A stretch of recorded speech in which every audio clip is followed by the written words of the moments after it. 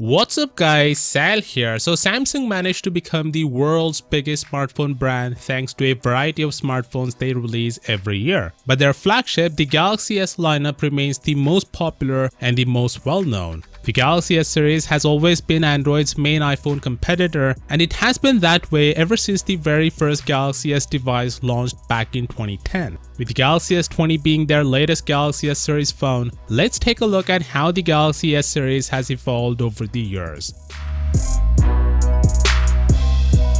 The original Galaxy S was launched in 2010 and it was an instant success, with the company selling over 25 million units of the handset. It had a 4-inch display which was considered large at that time, 512 gigs of RAM, 8 gigs of base storage, Android 2.1 Eclair out of the box, and 1500 mAh battery. Although Samsung had made smartphones before the Galaxy S, this was a true push for a higher-end device and the global reputation that had eluded what is now the world's top smartphone brand.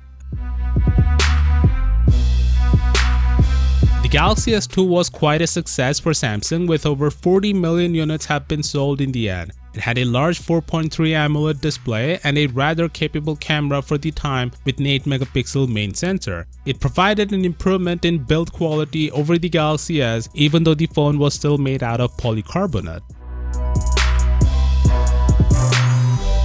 By this time, it was already clear the Galaxy S series was Android's flagship series. Samsung managed to sell an impressive 70 million Galaxy S3 units. The S3 saw a considerable bump in display size over the Galaxy S2. It featured a 4.8-inch HD Super AMOLED display, 1 GB of RAM, and 2000 mAh battery. The S3 looked a lot more different from the previous two devices. It was rounder and had a thinner home button and was one of the best looking phones at that time.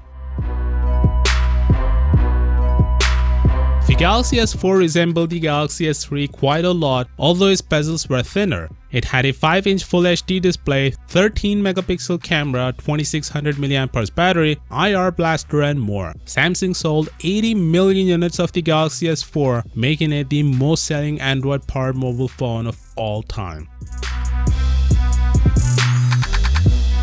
The Galaxy S5 also had a similar design. The overall design has changed so little that it was actually quite easy to confuse the Galaxy S5 with the previous versions. A lot of people didn't like the back texture, it was kinda trypophobic in nature. It was also the very first time the Galaxy S branded phone to offer a fingerprint scanner. The sales didn't increase this time, and Samsung sold 40% less S5s than what they anticipated.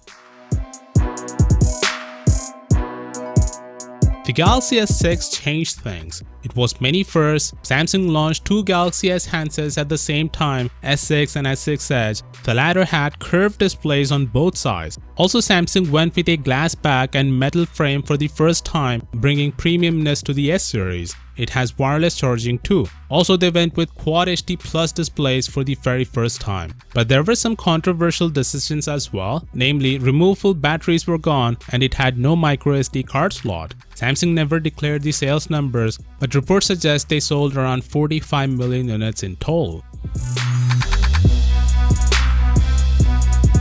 After receiving a lot of criticism, Samsung brought back microSD expansion on the S7 and S7 Edge. They both looked similar to the previous iteration, but the design was fine-tuned and the Edge variant had a massive 5.5-inch display. The sales were pretty good, with over 60 million units sold worldwide.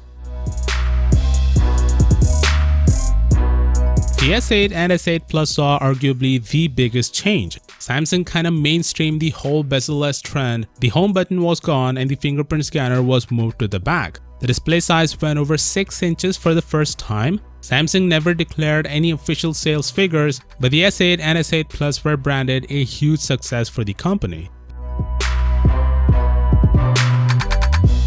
The S9 and S9 Plus looked almost identical to the S8, but the S9 Plus had a dual camera with a physical variable aperture. They sold over 45 million units of these handsets, but did not sell as well as the Galaxy S8 previously did.